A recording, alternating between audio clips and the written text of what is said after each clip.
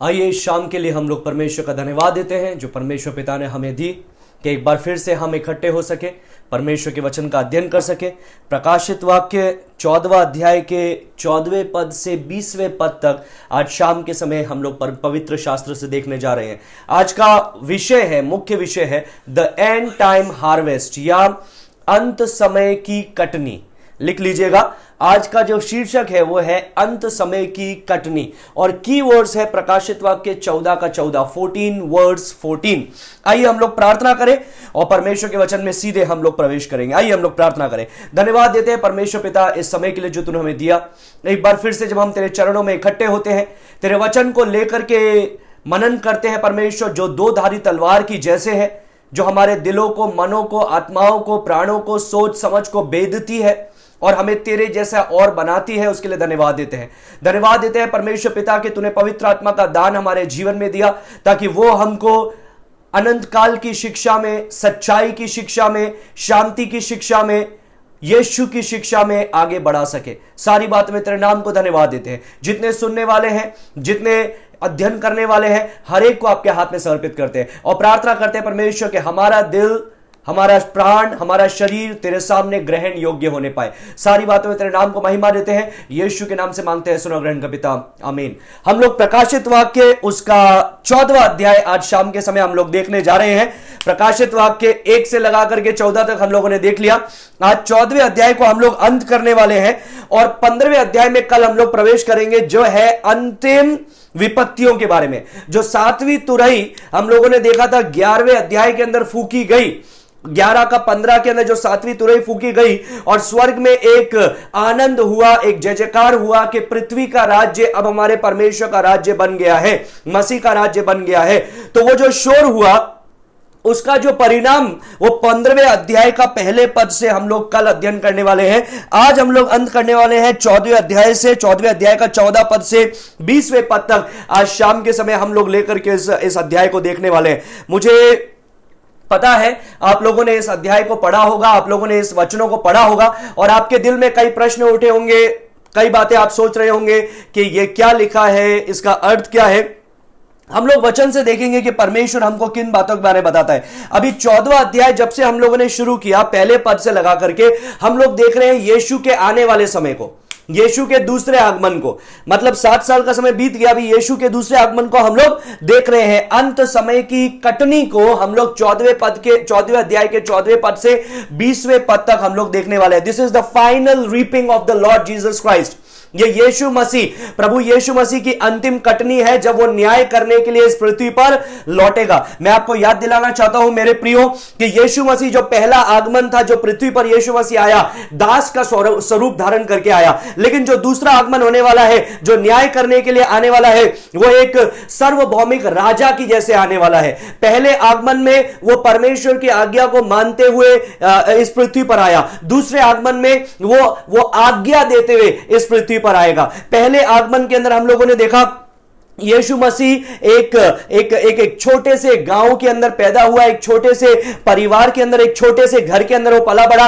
लेकिन अब जब यीशु मसीह आएगा तो वो स्वर्गदूतों की जय जयकार के साथ में आएगा और वो राजाओं का राजा और प्रभुओं का प्रभु बनकर के आएगा। पहले जो यीशु मसीह का आगमन था, नम्रता के साथ में वो इस पृथ्वी पर आया। लेकिन उसका जो दूसरा आगमन होने वाला है वो गौरव, प्रभुता, पराक्रम, स्प्लेंडर, मैजेस्टी, ग्लोरियस अपीयरेंस होने वाला है। पहला जो उसका आगमन था वो इसलिए आया था ताकि वो खोए हुओं को ढूंढे और खोए हुओं का उद्धार करे। लेकिन यीशु मसीह का जो दूसरा आगमन होगा, जब वो इस पृथ्वी पर आएगा न्याय करने के लिए, वो खोए हुओं को ढूंढने के लिए नहीं आएगा लेकिन न्याय करने के लिए आएगा। जो परमेश्वर से दूर है उनको दंड देने के लिए आएगा। क्यों? क्योंकि उनको सुसमाचार सुनाया गया, बार बार सुनाया गया, लेकिन उन्होंने उसको स्वीकार नहीं किया। ये इस पद को हम लोग अगर संक्षिप्त में बताया जाए 14वें अध्याय के 14 से 20 तक को, तो मैं ये कहना चाहूंगा यीशु मसीह जब पहले आगमन में आया वो बीज बोने वाला आया, कि जैसा बन करके आया, बीज बोने वाला। लेकिन यीशु मसीह का जो दूसरा आगमन होने वाला है वो क्या करने के लिए आने वाला है? वो कटनी को काटने के लिए आने वाला है। He is going to come as a reaper. He came as a sower, but next he is going to come as a reaper. वो एक बीज बोने वाले की जैसा बन करके आया, बीज बोने के लिए आया, लेकिन अंत समय जो आएगा, जब यीशु मसीह दोबारा इस दुनिया में आएगा, वो किस प्रकार से आएगा? कटनी करने वाले की जैसे आएगा। अभी प्रकाशित वाक्य इसलिए लिखा गया है, मैंने आपको पहले ही बताया था, ताकि यीशु मसीह के आगमन के बारे में, यीशु मसीह की महिमा के बारे में एक स्पष्टीकरण दिया जा सके, एक आपको साफ साफ उन बातों को बताया जा सके, so that you may not be confuse, ताकि आप भ्रम में ना रहे, ताकि आपको पता चले कि यीशु मसीह के आगमन कैसा होगा, क्या होने वाला है।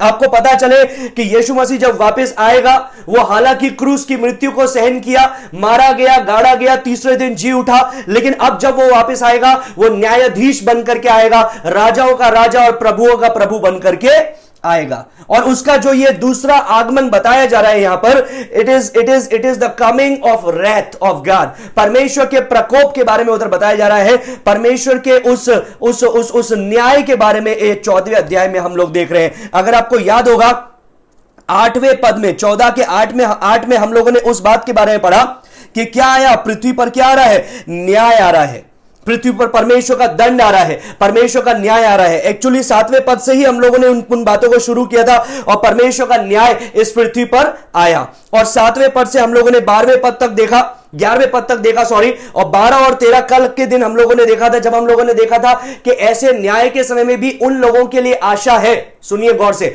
उन लोगों के लिए आशा है जो सचमुच में प्रभु के द्वारा जन्मे हैं। The saints will persevere, जो संत है वो दृढ़ता के साथ में धीरज धरे रहेंगे।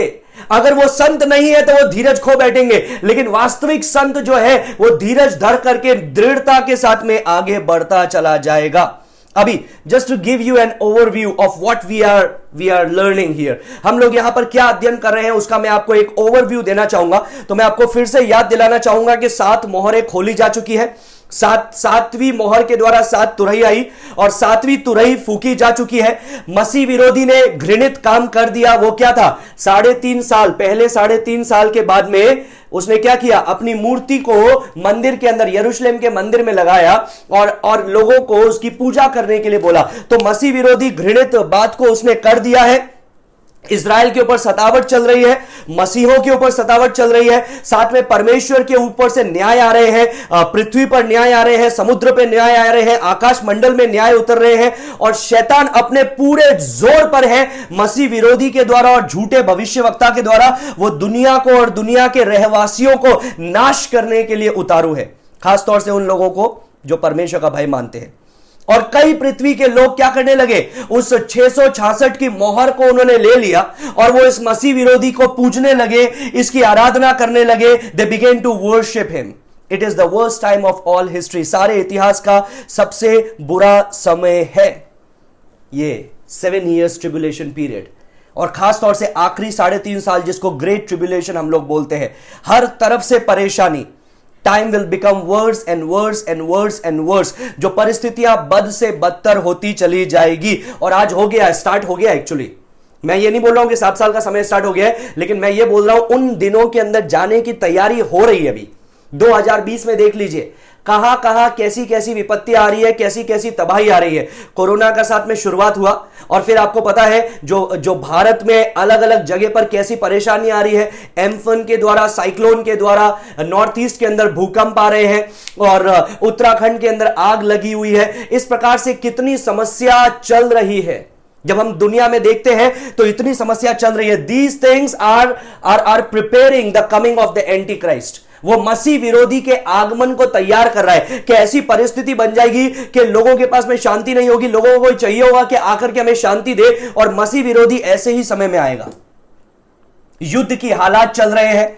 आप अगर न्यूज देख रहे हैं तो आपको पता होगा कि चाइना किस प्रकार से जो तिब्बत बॉर्डर है उस पर आकर के भारतीय सेना के सामने उसने अपनी छावनी को लगाया है। वो सारी चीजें हो रही है, युद्ध के हालात, वो सारी चीजें हो रही है, और ये ऐसे समय से ही हालात बद से बदतर होते जाएंगे। और फिर सफेद घोड़ा आएगा। सफेद घोड़ा पर कौन सवार होकर के आता है? सफेद घोड़ा पे सबसे पहला जो हम लोगों ने देखा, पहली मोहर खोली गई 6ठे अध्याय के अंदर, पहले और दूसरे पद में कौन आया? मसीह विरोधी आया शांति को स्थापित करने के लिए। तो ये समय ठीक वैसे बन रहे हैं, लेकिन ये अभी हम लोग कहां पर है? ऑलमोस्ट अंत के समय में है। क्योंकि हम लोगों ने वो सारी सातों मोहरों के बारे में देख लिया, 7 तुरही के बारे में देख लिया, 7वीं तुरही के बारे में देख लिया। अभी 14वें अध्याय में यीशु के दूसरे आगमन के बारे में देख रहे हैं और ये परमेश्वर के न्याय के समय को बता रहा है। 14वां अध्याय को खुलते ही जब हम लोगों ने देखा तो पहले पद से 5वें पद तक उस 1,44,000 के बारे में पढ़ा और फिर हम लोगों ने पढ़ा कि किस प्रकार से वो 3 स्वर्गदूतों के बारे में न्याय किस प्रकार से हो रहा है। और जब 14वें पद से 20वें पद तक देख रहे हैं तो वहां पर परमेश्वर का न्याय बताया जा रहा है, परमेश्वर का जजमेंट या दंड बताया जा रहा है। यह कोई नई चीज नहीं है, परमेश्वर के वचन को जो जानते हैं उनके लिए कोई नई बात नहीं है। क्यों? यूहन्ना बपतिस्मा देने वाले का संदेश याद है? यूहन्ना बपतिस्मा देने वाले ने मत्ती रचित सुसमाचार 3 अध्याय उसके 7वें पद में क्या बोला? फरीसियों से, सदूसियों से उसने क्या बोला? यू ब्रूड ऑफ वाइपर्स, तुम सांप के बच्चों, who has warned you to flee from the wrath to come, आने वाले प्रकोप से भागने के लिए तुमको किसने चेतावनी दी? मतलब परमेश्वर का प्रकोप आने वाला है और यह वही प्रकोप का दिन है जब यीशु मसीह इस पृथ्वी पर आएगा न्याय करने के लिए। जब यीशु मसीह इस पृथ्वी पर आएगा वो सारी चीजें को करने के लिए जो 14वें पद से 20वें पद तक हम लोग देखने जा रहे हैं, जो है कटनी को करने के लिए। So from the very beginning of Jesus ministry till the end, Yeshu की सेवकाई के शुरुआत से अंत तक कितनी बार यीशु मसीह ने भी मत्ती, मरकुस, लूका, यूहन्ना में इस अंत के समय के बारे में बताया। पवित्र आत्मा के बारे में यूहन्ना ने, बपतिस्मा देने वाले ने बोला कि एक मेरे बाद आ रहा है जो तुम्हें पवित्र आत्मा से बपतिस्मा देगा और अग्नि से बपतिस्मा देगा। अब अग्नि का मतलब क्या है? Refining fire of the Holi spirit, that is true. पवित्र आत्मा की वो आग जो हमको शुद्ध करने वाला है, वो सच है। लेकिन उससे बढ़कर के एक दूसरी अग्नि भी है। जिन्होंने पवित्र आत्मा के द्वारा नहीं जन्मे हैं, जो पवित्र आत्मा उनके जीवन में नहीं है, जो पवित्र आत्मा से ढके हुए नहीं है, जो परमेश्वर की संतान नहीं है, उनके लिए दूसरा बपतिस्मा इंतजार कर रहा है। कौन सा बपतिस्मा? आग। और वो आग क्या है? आग की झील। That is the final destination of the people who do not rely on Jesus. जो यीशु पे भरोसा नहीं रखते हैं, उनका अंत का वो स्थान है। प्रेरित पौलुस ने भी उसके बारे में बताया, पत्रस ने भी उसके बारे में बताया। आपको याद है, कुछ पद में आपको लिखवाना चाहूंगा। दूसरा पत्रस 3:10 लिख लीजिए। दूसरा पत्रस 3:10, वहां पर उन्हीं बातों को लिखा गया है। दूसरा पत्रस 3:10 के अंदर कि जो अंत का समय होगा वो परमेश्वर के प्रकोप का समय होगा। The day of the Lord will be the day of terrible judgement. भयानक प्रकोप का दिन होगा, भयानक न्याय का दिन होगा। पौलुस ने रोमियो 1:18 में उन्हीं परमेश्वर के प्रकोप के दिन के बारे में बताया। उसी ने पौलुस ने रोमियो 2:5 और 6, लिखते जाइएगा ये पद। रोमियो 2 अध्याय 5वां पद और 6ठे पद में वही बताया कि यीशु का जो दूसरा आगमन होगा वो कैसा होगा? न्याय करने के लिए होगा, वो दंड लाने के लिए होगा, वो इसलिए होगा कि वो आकर के अपने राज्य को स्थापित करे। किन लोगों के लिए दंड, किन लोगों के लिए न्याय? जिन लोगों ने उस पशु की मोहर को ली है, यीशु मसीह के बार बार सुसमाचार सुनाए जाने के बावजूद भी उन्होंने उसको स्वीकार नहीं किया है। अब पुराने नियम में से मैं आपको कुछ पद देना चाहता हूं, जरूरी है वो, ताकि आपको एक कॉन्टेक्स्ट मिलेगा कि आखिर ये जो प्रकाशित वाक्य 14वें अध्याय में परमेश्वर कर रहा है, ये कोई नई चीज नहीं है। ये कोई ऐसी बात नहीं है कि अचानक परमेश्वर ने करना चालू कर दिया बिना उसके बारे में बताए। परमेश्वर का वचन बार बार इन बातों को याद दिलाता है। मेरे प्रियो, हम लोग निकालेंगे यशायाह नबी की पुस्तक, उसका 63वां अध्याय, यशायाह उसका 63, आइज़ाया चैप्टर 63 और आइज़ाया चैप्टर 63 वर्स 1 to 6 में पढ़ना चाहूंगा, 1 से 6। वहां पर ऐसा लिखा है, ये कौन है जो एदोम देश में बोस्त्रो नगर से बैंजनी वस्त्र पहने हुए चला आता है, जो अति बलवान और भड़कीला पहिरावा पहने हुए झूमता चला आता है? ये मैं ही हूं जो धर्म से बोलता और पूरा उद्धार करने की शक्ति रखता हूं। तेरा पहराव क्यों लाल है? क्या कारण है कि तेरे वस्त्र हौद के दाग रौंदने के समान है? मतलब उसके पहनावे को लाल बताया गया है। परमेश्वर के पहनावे को लाल बताया गया है, उस मसीहा के पहनावे को लाल बताया गया है। ऐसा बताया गया है जैसे कोई व्यक्ति दाख को रौंदता है। दाख मतलब अंगूर का। अंगूर को मैं आपको बताऊंगा थोड़ी देर में क्या मतलब है उसका। वो अंगूर को जब रौंदते हैं उसका जूस निकालने के लिए, उसका रस निकालने के लिए, तो वो कैसा अंगूर के रस में भर करके लाल हो जाती है उनकी ड्रेस। वो बोल रहा है कि परमेश्वर क्यों तेरा ऐसा इस प्रकार से तेरा वस्त्र है। फिर बोलता है, मैंने तो अकेले ही हौद में दाखें रौंदी है और देश के लोगों में से किसी ने मेरा साथ नहीं दिया।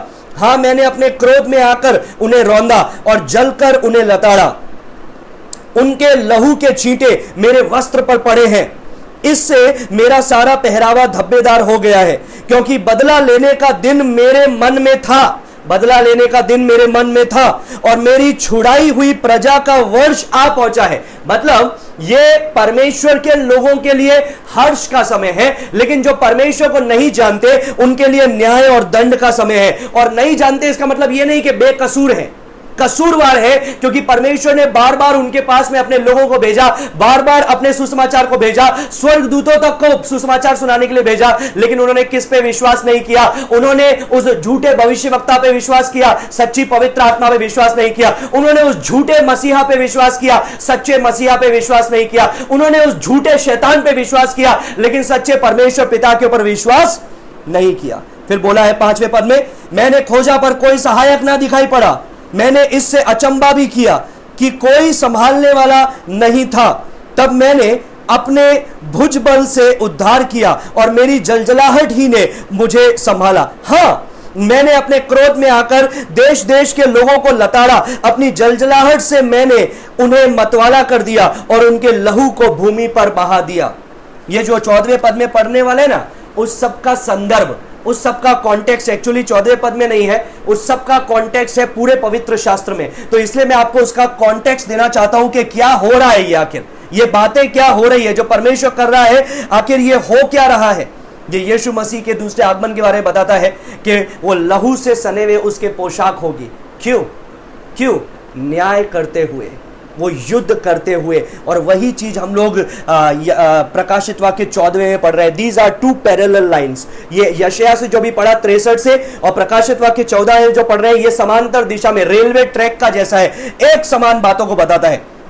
वही चीज योएल नबी की पुस्तक उसका 3 अध्याय में भी उन्हीं बातों को लिखा गया है। और भी कई भविष्यवक्ताओं के द्वारा ये बातें कही गई है। मैं सबको पढ़ने के लिए मेरे पास में समय नहीं है, लेकिन खास तौर से हम लोग योएल नबी को देखेंगे। यशायाह, यिर्मयाह, लेमेंटेशन, विलाप गीत, इज़ीकियल, डैनियल, उसके बाद में होशे आएगा, जोएल आएगा, फिर आमोस। तो होशे के बाद में जोएल, ठीक है। योएल नबी की पुस्तक निकालेंगे, योएल नबी की पुस्तक उसका 3 अध्याय निकालेंगे और उसका 9 से 17 तक पढ़ेंगे। यह विशेष है। अभी याद रखिएगा क्या हो रहा था उस जगह पर। जब योएल नबी जब ये लिख रहा था तो परमेश्वर का न्याय उधर उतर रहा था, परमेश्वर का दंड आ रहा था। क्या क्या थे? टिड्डियों की महामारी आ रही थी, अकाल की महामारी आ रही थी, अग्नि की महामारी आ रही थी, और ये सब अस्थायी महामारियों से जो उस समय हो रही थी योएल के दिनों में, योएल नबी ने क्या किया?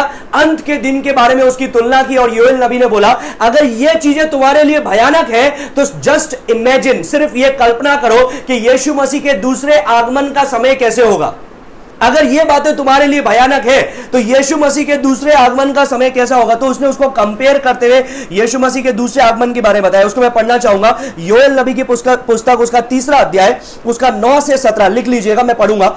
जाति जाति में यह प्रचार करो, युद्ध की तैयारी करो, अपने शूरवीरों को उभारो, सब योद्धा निकट आकर लड़ने को चढ़े, अपने अपने हल को, फाल को पीट कर तलवार और अपनी अपनी हसिया को पीट कर बर्छी बनाओ। और जो बलहीन हो वह भी अब कहे मैं वीर हूं। हे चारों ओर के जाति जाति के लोगों, फुर्ती करके आओ और इकट्ठे हो जाओ। हे यहोवा, तू भी अपने शूरवीरों को वहां ले जा। जाति जाति के लोग उभर कर चढ़ जाए और यहोशापात की तराई में जाए। ये यहोशापात की तराई आखिर क्या है? This is the place of Armageddon. ये हर्मागदन की वो स्थान है। उसके बारे में हम लोग बाद में प्रकाशित वाक्यों में देखेंगे। फिर, क्योंकि वहां मैं चारों ओर की सारी जातियों का न्याय करने को बैठूंगा। क्या करने को बैठूंगा? चारों ओर की जातियों का न्याय करने को बैठूंगा। मतलब शैतान, ये जो अंत का युद्ध होने वाला है, ये शैतान और झूठा भविष्यवक्ता, मसीह विरोधी और जितने भी लाखों करोड़ों लोग हैं जिन्होंने 666 का मोहर लिया है, ये सब यीशु मसीह के विरुद्ध युद्ध करने आएंगे। और ये उस युद्ध के बारे में बता रहा है। ये उस युद्ध के अंतिम युद्ध के बारे में बता रहा है जो है अर्मागदन का युद्ध। फिर यहां पर लिखा है 13वें पद में, हसुआ लगाओ अपने खेत क्योंकि खेत पक गया है, आओ दाख रौंदो क्योंकि फौज भर गया है। 2 एग्जाम्पल्स, हसुआ और दाख। हसुआ का मतलब क्या है? फसल काटने का समय। दाख का मतलब क्या है? दाख रौंदने का मतलब अंगूर का रस निकालने का समय अब आ गया। ये 2 एग्जाम्पल याद रखना, हसुआ और दाख। यही चीज हम लोग प्रकाशित वाक्य में पढ़ने वाले। फिर निपटारे की तराई में भीड़ की भीड़ है। मतलब मैंने बताया ना अभी, लाखों करोड़ों लोग होंगे जिन्होंने उस 666 का मोहर को लिया है, 666 का मोहर को लिया है, जो शैतान की पूजा करे हैं, जो मसीह विरोधी की पूजा करे हैं, जो झूठे भविष्यवक्ता के पीछे चले हैं और वो सच्चे मसीह से युद्ध करने के लिए आ रहे हैं। 14वें अध्याय में फिर सूर्य और चंद्रमा अपना अपना प्रकाश ना देंगे और तारे ना चमकेंगे। 16-17 सुनिए। यहोवा सिय्योन से गरजेगा और यरूशलेम से बड़ा शब्द सुनाएगा और आकाश और पृथ्वी थरथराएंगे। ये जो युद्ध होने वाला है ये यरूशलेम के चारों ओर होने वाला है, यरूशलेम के बाहर लेकिन उसके चारों ओर। परंतु यहोवा अपनी प्रजा के लिए शरण स्थान और इस्राएलियों के लिए गढ़ ठहरेगा। वो 1260 दिन याद है, 12वां अध्याय प्रकाशित वाक्य में हम लोगों ने देखा था। वो 3.5 साल के लिए 1260 दिन के लिए क्या किया है, इस्राएल की प्रजा को, बहुत लोगों को परमेश्वर ने क्या किया, एक स्थान पर छुपा दिया, एक स्थान पर रख दिया। किस समय के लिए? जब ये सारा युद्ध होने के बाद में, निपटारा होने के बाद में, न्याय होने के बाद में 1000 साल का राज्य होगा, तब परमेश्वर यीशु मसीह उनको फिर से वहां से निकालेगा। हाँ, 17वां पद। इस प्रकार तुम जानोगे कि यहोवा जो अपने पवित्र पर्वत सिय्योन पर वास किए रहता है, वही हमारा परमेश्वर है। यरूशलेम पवित्र ठहरेगा और परदेसी उसमें होकर फिर ना जाने पाएंगे। परदेसी उसमें से होकर फिर ना जाने पाएंगे का मतलब क्या है?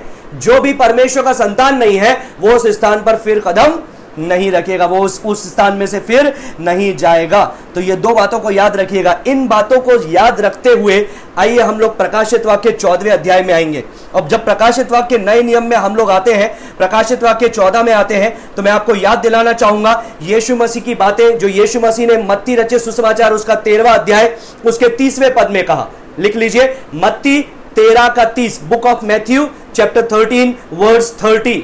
वहां पर क्या लिखा है? वहां पर उस बीज बोने वाले का दृष्टांत लिखा हुआ है। वो नहीं कि जो 4 जगह पर गिरा, वो नहीं, दूसरा दृष्टांत, जो बीज बोने वाले ने बीज बोया और क्या हुआ, रात को कोई आकर के उसके अंदर क्या किया, दुश्मन ने आकर के, शत्रु ने आकर के उसमें झाड़ियों, कटीली झाड़ियों के बीजों को भी लगा दिया। यीशु मसीह ने क्या किया, खेत के मालिक ने क्या कहा, अब इसको हटाओ मत, इन दोनों को साथ में बढ़ने दो, अंत का जो समय आएगा, कटनी का जब समय आएगा तो क्या करेंगे, इसको काटेंगे और जो कटीली झाड़ियां हैं उसको आग में डाल दिया जाएगा और जो बाकी लोग हैं उनको उस परमेश्वर के राज्य में प्रवेश किया जाएगा।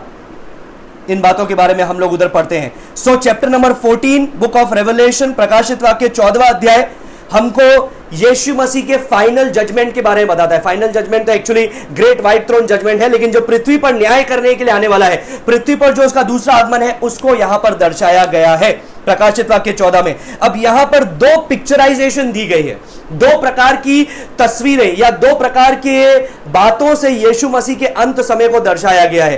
पहला क्या है, 14वें पद से 16वें पद तक जवाब देखेंगे। प्रकाशित वाक्य 14 का 14 से 16 जवाब देखेंगे। It talks about the grain harvest. वो बातचीत करता है जो फसल है, अनाज है, उसकी कटनी की बात करता है। फिर जब आप 17वें पद से 20वें पद तक पढ़ेंगे, 17 से 20, तो वहां पर वो बात करता है दाख को रौंदने की, या दाख किया, या अंगूरों की बात वहां पर चल रही है। तो first is grain harvest, second is grape harvest. पहला क्या है, अनाज की कटनी, दूसरा क्या है, दाख की कटनी या दाख को रौंदना, अंगूरों को रौंदना। ये 2 विजन्स क्यों है, ये 2 प्रकार के दर्शन यीशु मसीह के आगमन के बारे में क्यों बताया गया है? कई लोग बोलेंगे नहीं, ये एक अलग बताती है, दूसरा अलग बताती है। पहला बताती है कलीसिया के बारे में, जो कलीसिया के लिए यीशु मसीह आने वाला है। दूसरा बताती है वो यीशु मसीह के अंत का, न्याय का समय। अगर ये ऐसा है तो योएल नबी का 3रा अध्याय को कैसे समझाएंगे और यशायाह 63 को कैसे समझाएंगे? क्योंकि यशायाह 63 और योएल 3 में यही बात लिखी गई है। ये 2 एग्जाम्पल वहां पर भी दिए गए हैं। कौन कौन से 2 example? Grain harvest and grep harvest, मतलब अनाज की कटनी और दाख की कटनी, दाख को रौंदना। ये 2 इलिस्ट्रेशन वहां पर भी दिए गए और ये 2 एग्जाम्पल यहां पर भी दिए गए हैं। ऐसा क्यों? ये सिर्फ 2 नहीं दिए गए हैं। यीशु मसीह के दूसरे आगमन के बारे में, ये यीशु मसीह आएगा, पृथ्वी पर न्याय करेगा, इसके बारे में सैकड़ों बार परमेश्वर के वचन में अलग अलग दर्शन दिए गए हैं, अलग अलग बातों को बताया गया है। उनमें से कई अभी हम लोगों ने पढ़े, यशायाह से पढ़ा, योएल से पढ़ा, यीशु मसीह ने जो बोला वो पढ़ा।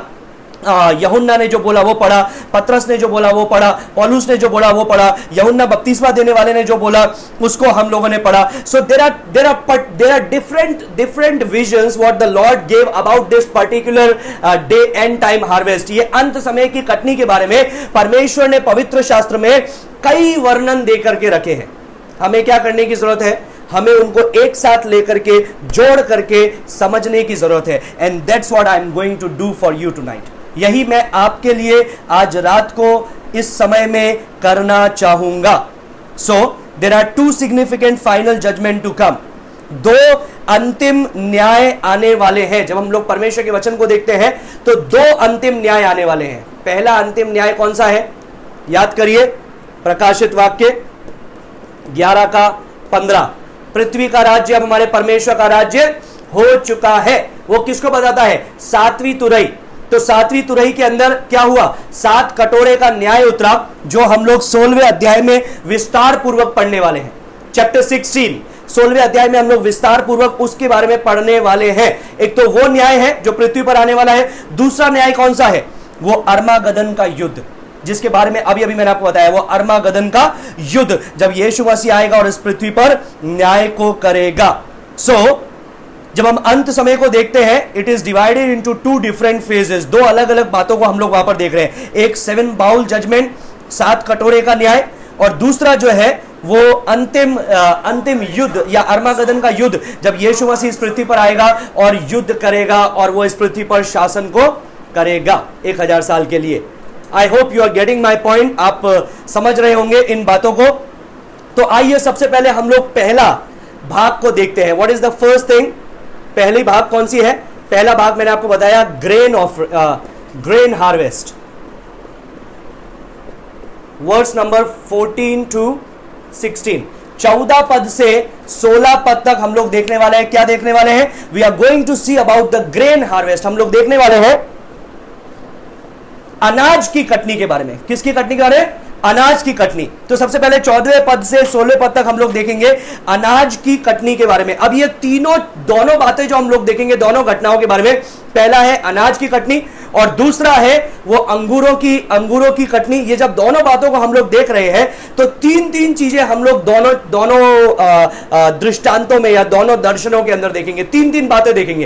पहला चीज है द रीपर, दूसरा है द राइपनेस, तीसरा है द रीपिंग. पहला क्या है? वो काटने वाला. दूसरी बात को हम लोग देखेंगे वो अनाज या वो फसल जिसको काटा जा रहा है, और तीसरा किस प्रकार से उसको काटा गया है. Now let's see first of all the reaper. पहला हम लोग देखेंगे द रीपर. ये जो ग्रेन हार्वेस्ट की बात हो रही है, इसमें कटनी करने वाला कौन है? Who is the reaper here? आइए हम लोग उस वचन को परमेश्वर के कलाम से देखेंगे, पाक कलाम से देखेंगे, और हम लोग देखेंगे हु इज द रीपर. उसका एग्जैक्ट हिंदी शब्द बताना चाहूंगा. एग्जैक्ट हिंदी शब्द है उसका लावक. लावक लिख दीजिए, लावक या काटने वाला. लावक या काटने वाला. ये फसल को काटने वाला कौन है? ये हम लोग देख रहे हैं 14वें पद के अंदर, इन वर्स नंबर 14. 14वें पद के अंदर देख रहे हैं कौन है फसल को काटने वाला. यूहन्ना दर्शन में देख रहा है और किन बातों को कह रहा है? सबसे पहले उसने क्या कहा? 14वां अध्याय का 14वें पद में वो बोल रहा है मैंने दृष्टि की. ये मैंने दृष्टि की, ये कई बार हम लोगों ने प्रकाशित वाक्य में देख रखा है. इसका मतलब क्या है? एक नया दर्शन परमेश्वर उसे दे रहा है, एक नई बातों को परमेश्वर उसे बता रहा है. फिर वही फेमिलियर एक और शब्द यहां पर हम लोग देखते हैं, और देखो. इंग्लिश में लिखा है बीहोल्ड.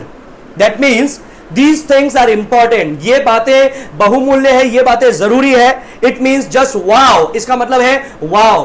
इसका मतलब है एक्स्ट्रा ऑर्डिनरी, कुछ असाधारण चीजें, असाधारण बातें. फिर वो क्या बता रहा है? वो बोल रहा है एक उजला बादल है. क्या बताता है? एक उजला बादल है. I saw a white cloud. उसने क्या देखा? एक उजले बादल को उसने दृष्टि करके देखा. ये उजला बादल हम लोग प्रकाशित डैनियल नबी की पुस्तक उसका 7वां अध्याय भी देखते हैं. लिख लीजिए डैनियल 7 का 13 और 14. लिख लीजिए डैनियल नबी की पुस्तक 7वां अध्याय 13वां पद और 14वां पद. वहां पर डैनियल नबी को परमेश्वर ने एक दर्शन दिया और उसने रात में एक दर्शन को देखा, और इंग्लिश में मैं पढ़ूंगा, ऐसा लिखा है, I kept looking in the night vision and behold with the clouds of haven one like a sun of man. उसने क्या बोला? आकाश के बादलों के ऊपर एक मनुष्य के पुत्र के समान, मनुष्य के पुत्र की छवि में। तो यही चीज हम लोग यहां पर भी देख रहे हैं। प्रकाशित वाक्य 14 के अंदर भी वो मनुष्य के पुत्र की बात हो रही है, वो यीशु मसीह की बात हो रही है। और वो क्या बातें हो रही है? बादलों के बारे में उसको बताया गया है। अब बादलों से वो लिखा है, मनुष्य के पुत्र शरीर का कोई बेटा है, वो बादलों से चारों ओर से घिरा हुआ है। He is surrounded by clouds. What does it symbolize? उसका क्या मतलब है? उसका मतलब है it demonstrate his magnificent majesty. उसका वैभव को बताती है वो बात, उसके पराक्रम को बताती है, उसकी मैजेस्टी को बताती है। और इन्हीं बातों को हम लोग यहां पर देख रहे हैं। डैनियल नबी ने भी इसी के बारे में क्या लिखा? उसने बोला कि मनुष्य का जो पुत्र है, जो परमेश्वर यीशु मसीह है, वो कैसे आएगा? अपने राज्य को करने के लिए आएगा, अपनी महिमा और पराक्रम के साथ में, और जो दुष्ट का राज्य है उसको वो नाश कर देगा।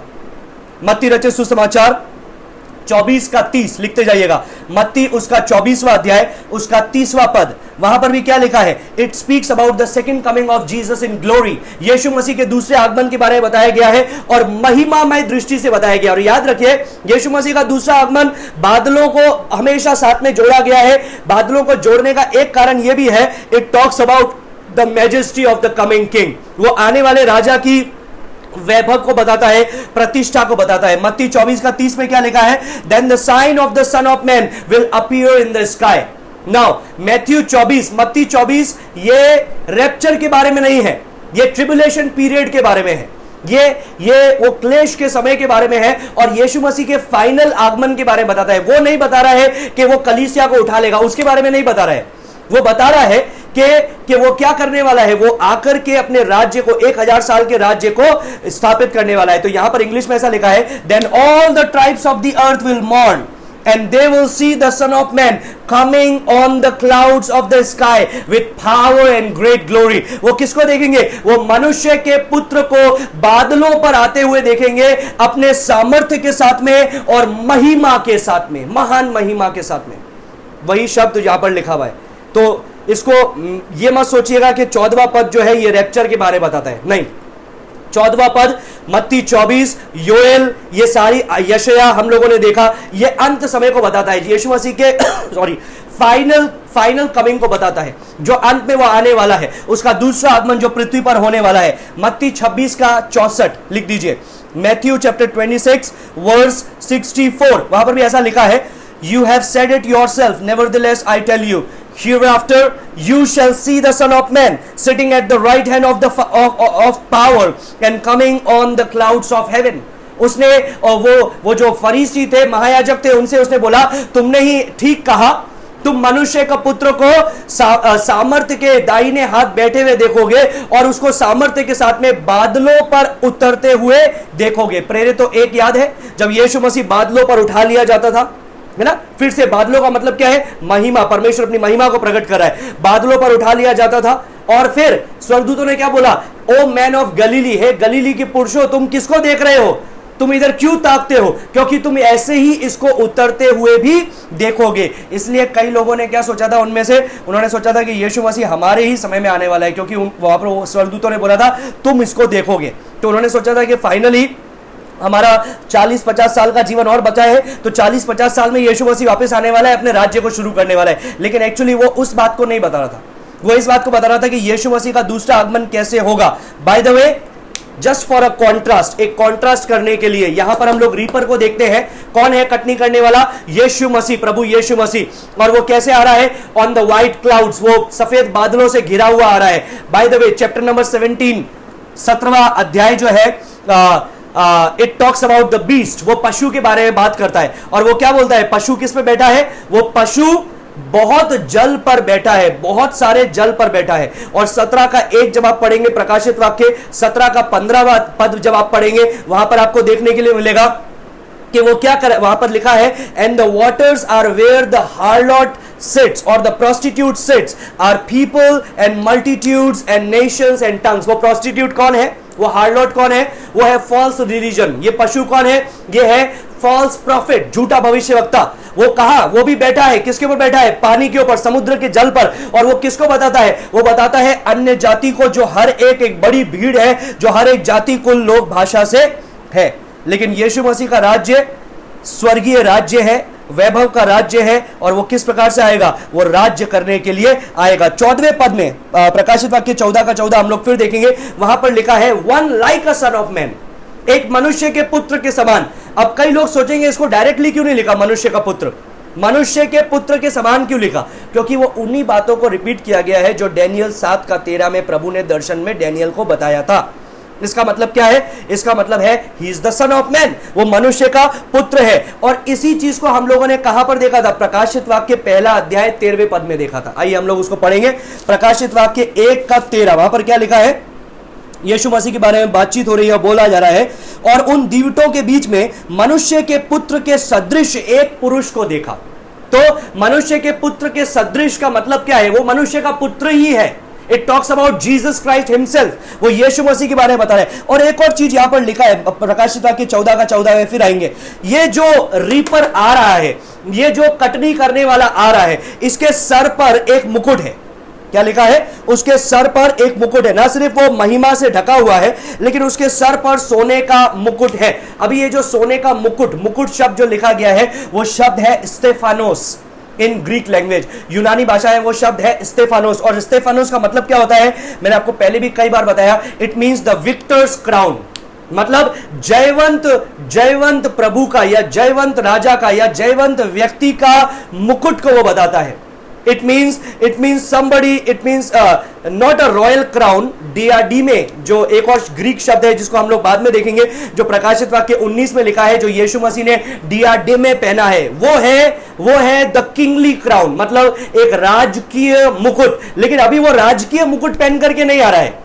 याद रखिएगा, जब राजा युद्ध करने जाता है और जब राजा अपने सिंहासन में बैठता है तो अलग उसका वैभव होता है। जब वो युद्ध करने जा रहा है तो वो एक विक्टर्स क्राउन, मतलब स्टीफानोस को पहना हुआ है। वही शब्द यूनानी भाषा में लिखा है। उसके सर पर एक सोने का मुकुट है। ये जो मुकुट शब्द है, ये वो मुकुट बताया गया है which is the crown of a conqueror, जो एक योद्धा का या जयवंत सेनापति का, जो एक युद्ध में जाने वाले राजा को जो जय प्राप्त करेगा, उसका जो क्राउन है, उसके बारे में वो बताया जा रहा है। और नए नियम में कई बार इस शब्द का उपयोग में लिया गया है। लेकिन जब हम लोग 19वें अध्याय में देखेंगे तो वहां पर यीशु मसीह को देखेंगे कि उसने एक और मुकुट पहन रखा है, और वो जो शब्द लिखा है वो है डियाडिमे, मतलब एक राजकीय मुकुट, एक राजा का मुकुट, एक राजकीय royal crown. It talks in chapter number 19 sorry.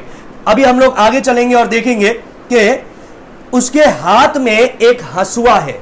उसके हाथ में क्या है? एक हसुआ है। हम लोगों ने देखा वो आने वाला है, हम लोगों ने देखा वो किस प्रकार से आएगा, हम लोगों ने देखा वो उसके सर पे क्या होगा। अभी हम लोग देख रहे हैं उसके हाथ में क्या है? एक हसुआ है, सिकल, हसुआ। अब हम लोगों को पता है हसुआ क्या होता है। कितने लोगों को हसुआ पता है? जो खेत में काम करते हैं उनको पता होगा। It is a round thing. वो इस प्रकार से एक गोलाकार एक चीज होती है जो तीखा होता है, और यहां पर लकड़ी का हैंडल होता है, हत्था होता है, और ये बहुत ही तीखा उसके अंदर बहुत ही धार बहुत तेज होती है।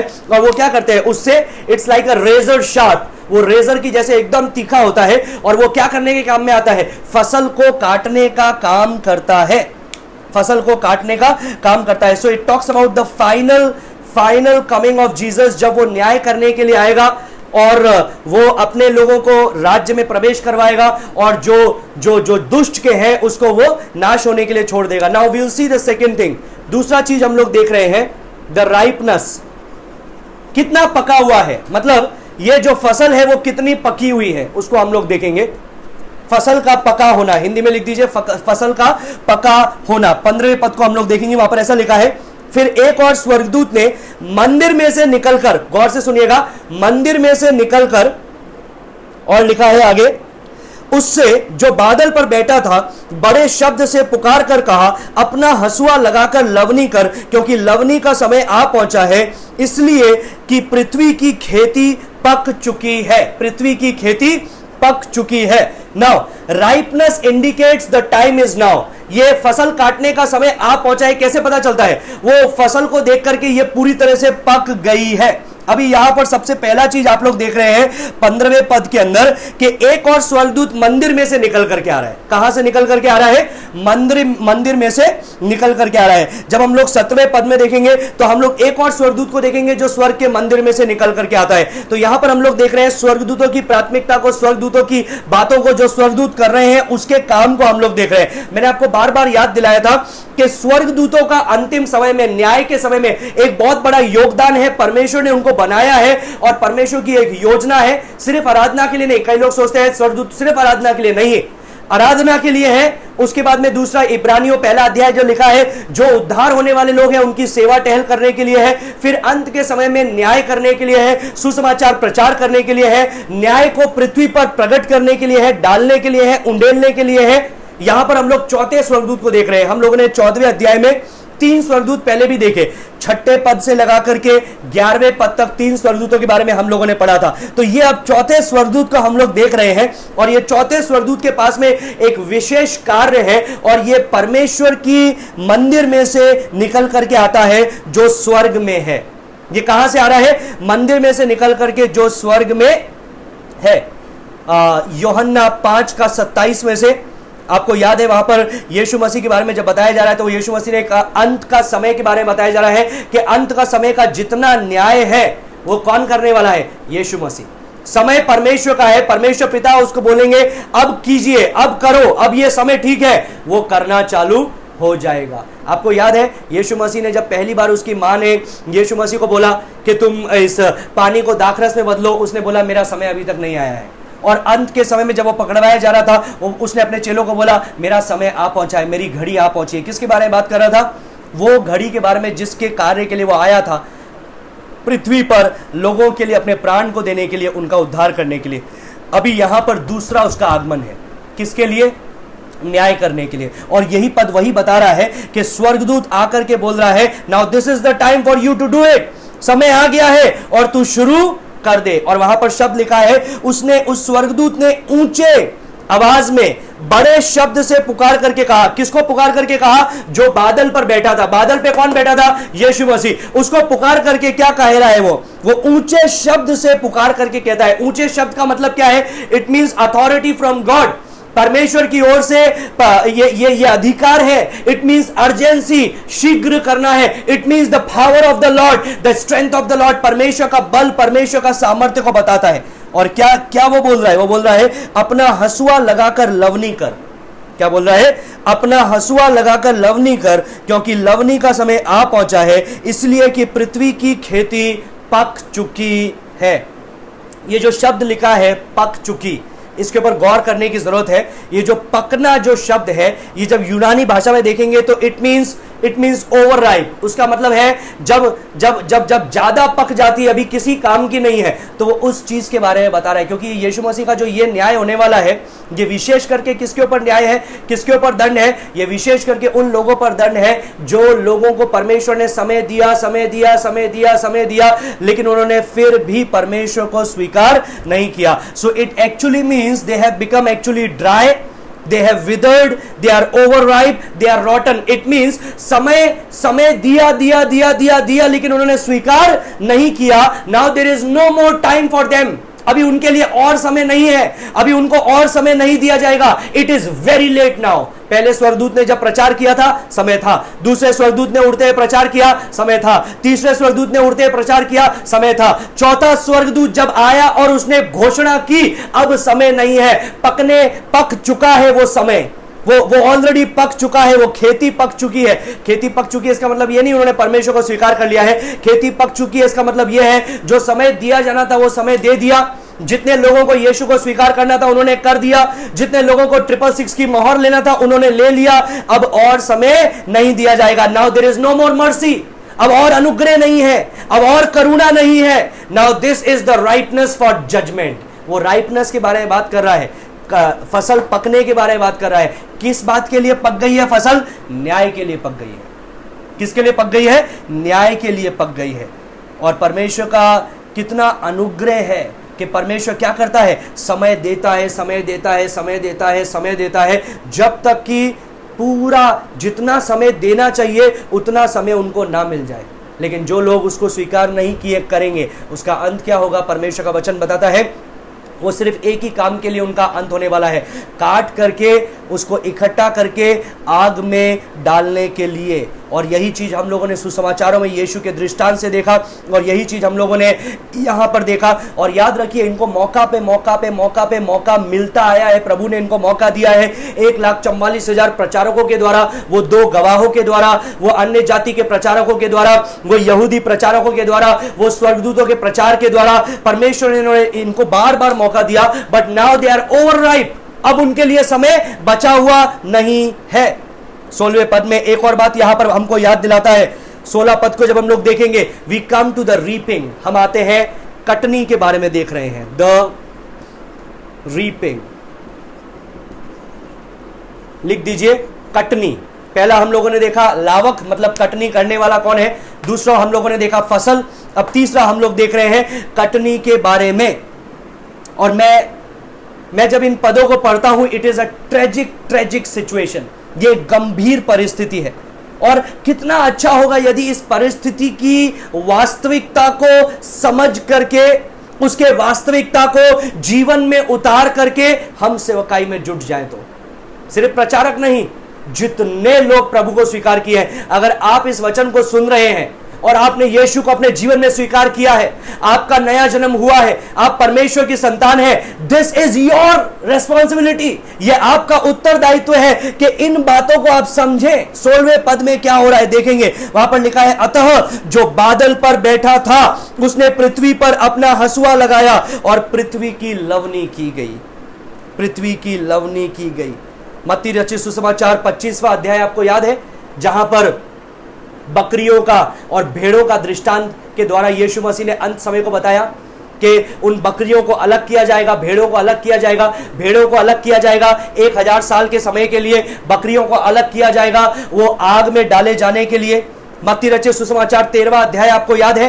13वें अध्याय के अंदर यीशु मसीह बात करता है, बताया उसने दृष्टांत के द्वारा अच्छी फसल के बारे में और कटीली झाड़ियों के बारे में। और उसने बताया जो अच्छी फसल है उसको खत्तों में इकट्ठा किया जाएगा, लेकिन जो कटीली झाड़ियां हैं उसे आग में डाल दिया जाएगा। They are going to be destroyed. विनाश के बारे में यह बताता है 16वें अध्याय में। Let's look for a moment. 16वां अध्याय को मैं आपको बताऊंगा, मैं आपको बताना चाहता हूं वास्तविकता क्या है, इस विनाश की आखिर वास्तविकता क्या है। सोचिए, आपकी रूह कांप जाएगी। आपको परमेश्वर एक नया बोझ देगा कि उस बोझ के साथ में आप लोगों को जाकर के प्रचार करें, क्योंकि ये अंत होने वाला है। 16वां अध्याय का दूसरा पद में जब हम लोग देखते हैं तो वहां पर हम लोग देख रहे हैं वो कटोरा उंडेला गया और उस कटोरे के न्याय, पहला कटोरा उंडेला गया और क्या हुआ, लोगों पर दुखदाई फोड़े निकल गए। न्याय उतरा और दुखदाई फोड़े निकल गए। तीसरे पद में जब हम लोग पढ़ते हैं तो वहां पर लिखा है दूसरा कटोरा उंडेला गया और समुद्र का हर एक जीवधारी मर गया। समुद्र में जितने रहने वाले हैं सब मर गए। चौथे पद में जब हम लोग देखते हैं तो तीसरा कटोरा उंडेला गया और वहां पर लिखा है नदियां और पानी के सोते लहू बन गए। फिर आठवां पद में जब हम लोग देखेंगे तो वहां पर हम लोग देखते हैं एक और कटोरा उंडेला गया, लोग जल जल के मरने लगे। 10वां पद में जब आप देखते हैं तो वहां पर आपको देखने के लिए मिलता है the kingdom of the beast became darkened. जो पशु का राज्य है वो अंधकारमय हो गया। लोग अपने दांत पीसने लगे, अपनी जुबानों को पीसने लगे गुस्से के मारे और अंत समय को देखते हुए। लेकिन उन्होंने परमेश्वर के नाम की निंदा की, स्वर्ग के परमेश्वर की उन्होंने निंदा की। 12वें पद में लिखा है राजाओं के बारे में कि पूरब से इकट्ठे हो रहे हैं। और 13-14 को मैं पढ़ना चाहूंगा, 16 का 13-14, उसमें यही बात बताई गई है जो अभी अभी हम लोग 14 अध्याय के 16वें पद में देख रहे हैं। क्या लिखा है 13 और 14 में 16वें अध्याय के, फिर मैंने उस अजगर के मुंह से और पशु के मुंह से और उस झूठे भविष्यवक्ता के मुंह से 3 अशुद्ध आत्माओं को मेंढकों के रूप में निकलते हुए देखा। ये चिन्ह देखने वाली आत्माएं हैं जो सारे संसार के राजाओं के पास निकलकर इसलिए जाती हैं कि उन्हें सर्वशक्तिमान परमेश्वर के उस बड़े दिन की लड़ाई के लिए इकट्ठा करें। What does this talks about? This talks about the war of Armageddon। हर्मागदन की युद्ध के बारे में यह बताता है जो अंतिम युद्ध होने वाला है। 17वें पद से 21वें पद तक जब हम लोग देखते हैं तो हम लोग देख रहे हैं उस 7वें स्वर्गदूत ने अपने कटोरे को उंडेला। और बड़ी विपत्तियां, भारी विपत्तियां इस संसार में पड़ी। 17 से 21 पढ़ना चाहूंगा, 16 का 17 से 21। सातवें स्वर्गदूत ने अपना कटोरा हवा में उंडेल दिया और मंदिर के सिंहासन से यह बड़ा शब्द हुआ, हो चुका, it is finished, it is done. याद है आपको, यीशु मसीह जब कलवरी क्रूस पे था, इसी प्रकार का एक वचन आया, इट इज फिनिश्ड। यीशु मसीह ने बोला अब सब कुछ पूरा हुआ। क्या पूरा हुआ? उद्धार का कार्य पूरा हुआ। मैंने अपने जीवन को लोगों के लिए बलिदान दिया। अब जो कोई मुझे स्वीकार करेंगे वो परमेश्वर की संतान बनेंगे। जो कोई मेरे नाम पे विश्वास करेंगे, परमेश्वर उनको अपना अधिकार देगा कि वो परमेश्वर की संतान कहलाए। लेकिन अब यहां पर किसके लिए समय पूरा हुआ? उन लोगों के लिए समय पूरा हुआ जिन लोगों को परमेश्वर ने बार बार सुसमाचार प्रचार किया। 18वें पद में लिखा है, फिर बिजलियां चमकी और शब्द और गर्जन हुए और एक ऐसा बड़ा भूकंप आया कि जब से मनुष्य की उत्पत्ति पृथ्वी पर हुई तब से ऐसा बड़ा भूकंप कभी ना आया था। इससे उस बड़े नगर के 3 टुकड़े हो गए और जाति जाति के नगर गिर पड़े। और बड़े बेबीलोन का स्मरण परमेश्वर के यहां हुआ कि वह अपने क्रोध की जलजलाहट की मदिरा उसे पिलाए। और हर एक टापू अपनी जगह से टल गया, पहाड़ों का पता ना चला।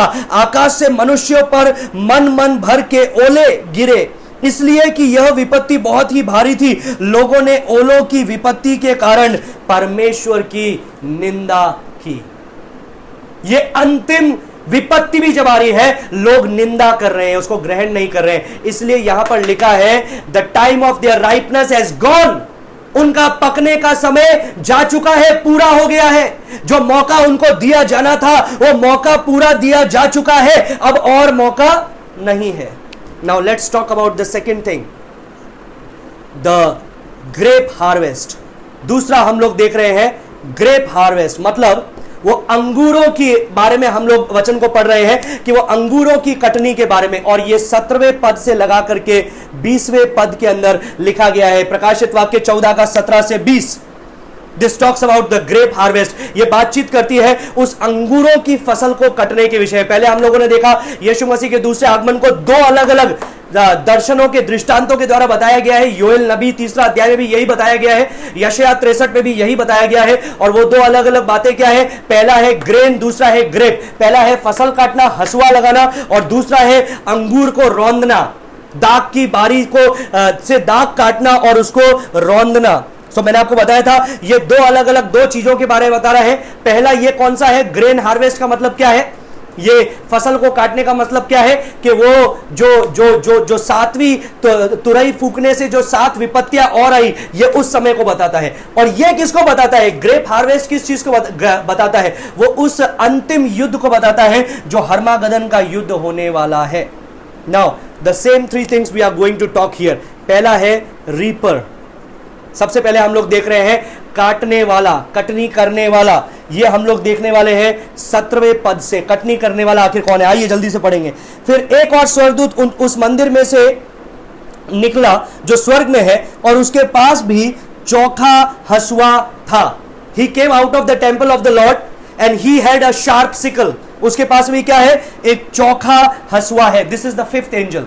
ये 5वें स्वर्गदूत के बारे में हम लोग पढ़ रहे हैं 14वें अध्याय के अंदर।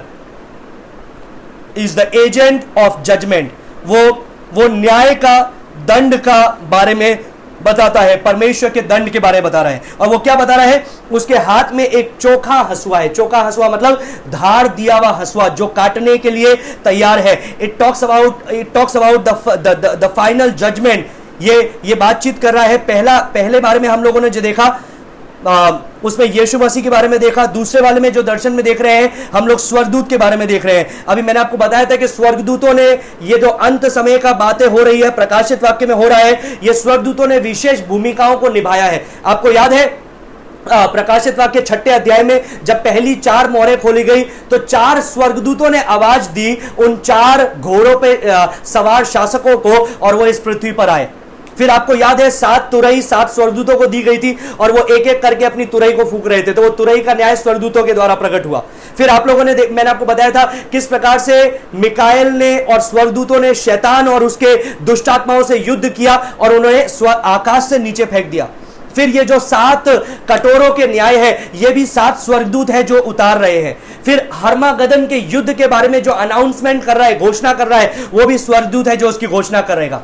और फिर जो शैतान और दुष्ट आत्माओं को कैद करके, बांध करके वो अथाह कुंड में 1000 साल के लिए शैतान को डाला गया, वो भी स्वर्गदूत के द्वारा किया गया। तो परमेश्वर स्वर्गदूतों को इस्तेमाल में लेता है अपने कार्य को करवाने के लिए। तो ये स्वर्गदूतों के बारे में बता रहा है कि ये स्वर्गदूतों को परमेश्वर इस्तेमाल में ले रहा है। ना सिर्फ यीशु मसीह अपना कार्य कर रहा है, लेकिन स्वर्गदूतों को भी इस्तेमाल में लिया जा रहा है उस अंत समय की घटना को करने के लिए। दूसरा चीज हम लोग यहां पर देख रहे हैं 8वें पद से, वो है राइपनेस। राइपनेस का मतलब क्या है? वो पका हुआ होना। वो कितना पका हुआ है हम लोग देखेंगे 18वें पद से। 18वें पद में लिखा है, फिर एक और स्वर्गदूत जिसे आग पर अधिकार था वेदी में से निकला, और जिसके पास चोखा हसुआ था उससे ऊंचे शब्द से कहा, अपना चोखा हसुआ लगाकर पृथ्वी की दाखलता के गुच्छे काट ले, क्योंकि उसकी दाख पक चुकी है। अभी यहां पर एक और स्वर्गदूत के बारे में बताया जा रहा है। तो यह 6ठा स्वर्गदूत है जिसके बारे में हम लोग पढ़ रहे हैं। This is the 6th angel, angel number 6।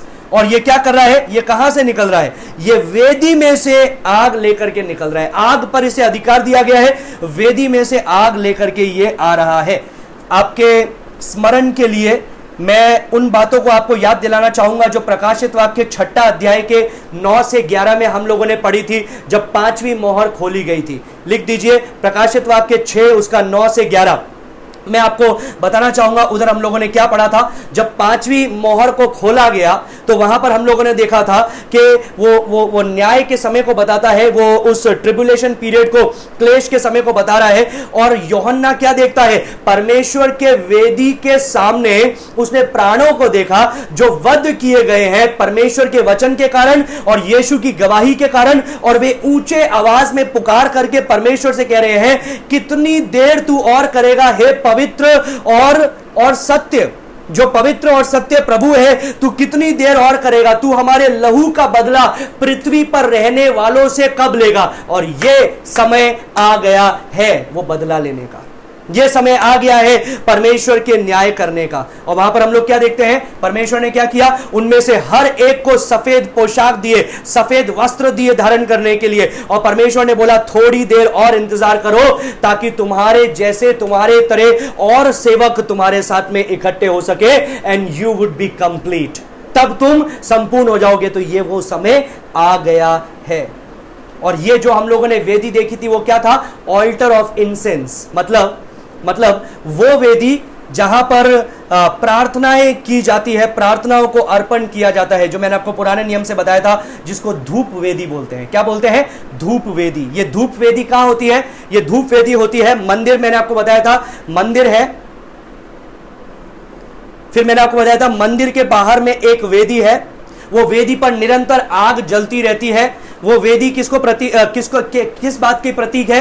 कि उस वेदी की आग इस बात का प्रतीक है कि परमेश्वर अपने लोगों की प्रार्थनाएं निरंतर सुन रहा है, क्योंकि आग की जो गर्मी है वो ऊपर की ओर जा रही है। तो वो गर्मी जो है नीचे से ऊपर की ओर ट्रेवल करती है। तो वो ये चीज को बता रहा है कि परमेश्वर निरंतर अपने लोगों की प्रार्थनाएं सुनता है। लेकिन सुबह शाम क्या होता है? सुबह शाम जो याजक, महायाजक होगा, जिसकी ड्यूटी होगी, वो क्या करेगा? वो बाहर की उस वेदी से, जिसको बोलते हैं ब्रेजन ऑल्टर, या जिसको दूसरे शब्दों में बोलेंगे अग्नि वेदी, जहां पर अग्नि निरंतर चलाई जा रही है, उस अग्नि वेदी में से कुछ जलते हुए अंगारों को लेगा और वो क्या करेगा? अपना वो जो धूप दान है उसके अंदर उसको रखेगा।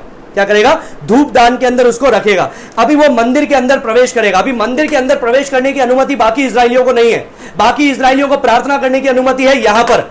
वो जब आग चल रही है, निरंतर जल रही है, निरंतर जलती जा रही है, वो किस बात को बताता है? कि निरंतर उनकी प्रार्थनाएं परमेश्वर सुन रहा है। तो सिर्फ महायाजक और याजकों को अनुमति है मंदिर के अंदर प्रवेश करने की। जब मंदिर में प्रवेश किया जाएगा तो मंदिर 2 भाग में विभाजित है। अंदर का जो जगह है वो उसको बोलते हैं मोस्ट होली प्लेस, MHP, मतलब अति पवित्र स्थान। वो अति पवित्र स्थान में वाचा का संदूक है। अति पवित्र स्थान में महायाजक साल में सिर्फ एक बार जा सकता है, जो प्रायश्चित का दिन बोलते हैं, डे ऑफ द अटोनमेंट, जब वो लहू को लेकर के वहां पर जाकर के छिड़केगा, जो इस बात को बताता है कि यरूशलेम के लोग, परमेश्वर की प्रजा के लोगों के पाप को परमेश्वर ने लहू से ढक दिया है। लेकिन बाकी समय में क्या करेंगे? वो अति पवित्र स्थान में दाखिल नहीं हो सकता है। They can not enter into the MHP, most holy place. They can only enter into the HP। वो सिर्फ HP के अंदर जा सकते हैं, हिमाचल प्रदेश नहीं। लेकिन होली प्लेस मतलब पवित्र स्थान। अभी पवित्र स्थान में क्या है? पवित्र स्थान और अति पवित्र स्थान के बीच में एक पर्दा है। एक पर्दा है, वो पर्दे को उन्हें क्रॉस नहीं करना है। पर्दे को क्रॉस किया तो मर जाएंगे, क्योंकि परमेश्वर की पवित्रता है वहां पर, परमेश्वर की पवित्रता की प्रतीक है वो अति पवित्र स्थान, जो साल में सिर्फ एक बार महायाजक जा सकता है। बाकी दिन क्या करेंगे, सुबह शाम उन लोगों को मंदिर में आना है, याजक महायाजकों को जो ड्यूटी होगा मंदिर में प्रवेश करना है, और वहां पर एक वेदी होगी, एक और वेदी होगी। और वो वेदी क्या है, वो वेदी है जिसको अभी अभी मैंने आपको बोला, alter of incense, which is called धूप वेदी।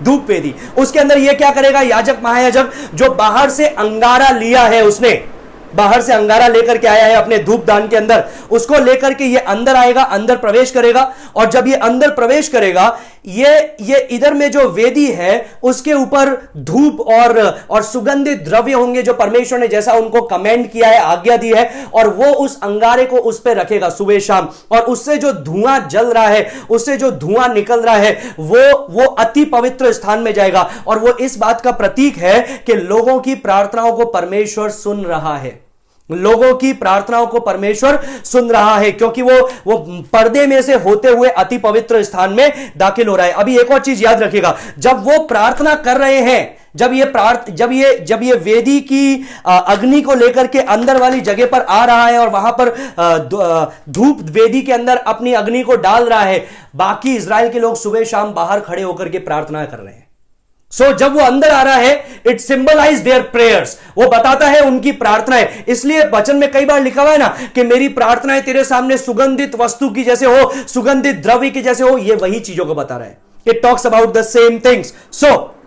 जितने लोगों ने, जितने संतों ने प्रार्थना किया, दाई kingdom come, thy will be done, तेरी राज्य आए, जैसा स्वर्ग में तेरा राज्य है वैसे इस पृथ्वी पर आए। जितने संतों ने प्रार्थना किया कि यीशु मसीह तू कब आएगा, जितने लोगों ने पुकार पुकार के कहा मारा ना था, मतलब हे यीशु प्रभु तू जल्द ही आ जा, जितने लोग जिंदा जलते हुए यीशु मसीह के आगमन को याद किए थे, जितने लोगों ने प्रार्थनाएं की थी, सोचिए उन लोगों के बारे में जो जलते हुए, जो परेशानी में अपनी वाइफ को मरते हुए देख करके प्रार्थना की, हे यीशु तू कब आएगा, हे यीशु प्रभु तू कब आएगा, तू कब हमको इन सारी परेशानियों से निजात देगा। ग्राहम स्टेन्स और उसके 2 बच्चों को जिंदा जला दिया गया। वो अंदर बैठ करके क्या कर रहे होंगे, they would be remembering the lord. And you know what परमेश्वर का वचन बोलता है, ये जो स्वर्गदूत आया है उस वेदी के पास से, परमेश्वर का वचन बोलता है उसको आग पर अधिकार था। So what does this show?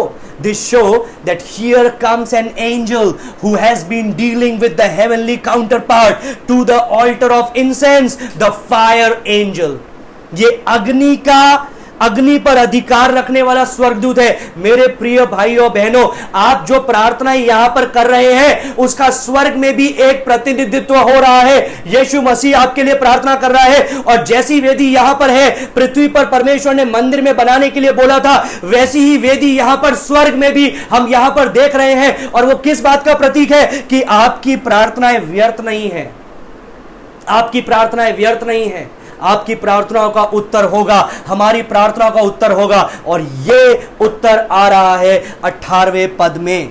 उसने ऊंचे शब्द से पुकार करके कहा। फिर से ऊंचा शब्द किस बात को बताता है, अधिकार को बताता है, सामर्थ्य को बताता है। और एक और चीज लिखा हुआ है, उसने ऊंचे शब्द से पुकार करके क्या बोला, उसने बोला कि अपना चौका, जिसके पास चौका हसुआ था उसको बोला, अपना चौका हसुआ लगाकर पृथ्वी की दाखलता के गुच्छे काट ले, क्योंकि उसके दाख पक चुके हैं।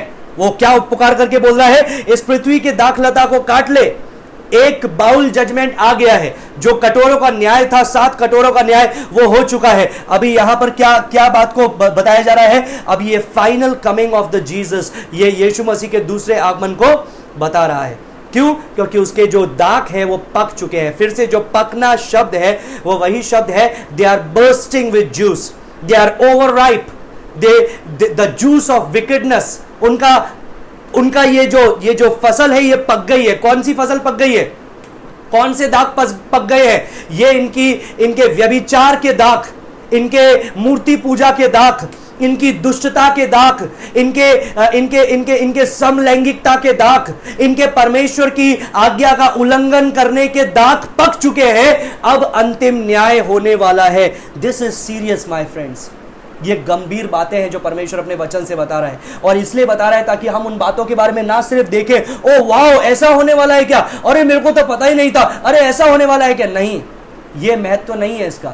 ये महत्व है कि हम यीशु के पराक्रम को जाने, और ये जाने आपकी प्रार्थनाएं व्यर्थ नहीं है, और ये जाने कि अंत का समय आने वाला है और शीघ्र आने वाला है, और ये जाने फिर दूसरा मौका उनको नहीं मिलेगा। जितना हो सके गंभीरता से परमेश्वर का वचन उनको प्रचार करें। Let's see the final thing which is the reaping.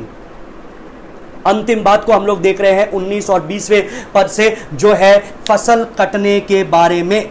अभी क्या लिखा है 19 और 20 में, तब उस स्वर्गदूत ने पृथ्वी पर अपना हंसुआ लगाया और पृथ्वी की दाखलता का फल काटकर अपने परमेश्वर के प्रकोप के बड़े रसकुंड में डाल दिया, और नगर के बाहर उस रसकुंड में दाख रौंदे, और रसकुंड में से इतना लहू निकला। दाख रौंदे और लहू निकला, मतलब ये दाख उसके बारे में नहीं बोल रहा है कि ये विश्वासी लोग हैं, ये दाख अविश्वासी लोगों के बारे में बोल रहा है। और ये बोल रहा है कि जब उनको पीसा गया, रस कुंडों में रौंदा गया, तो लहू निकला कि घोड़ों की लगामों तक पहुंचे। घोड़ों की लगामें लगभग 4 फीट ऊंची है ना, जमीन से लगभग 4 फीट, तो 4 फीट ऊंची उनके लहू। और फिर लिखा है 100 कोस तक बह गया। 100 कोस का मतलब है 310 किलोमीटर।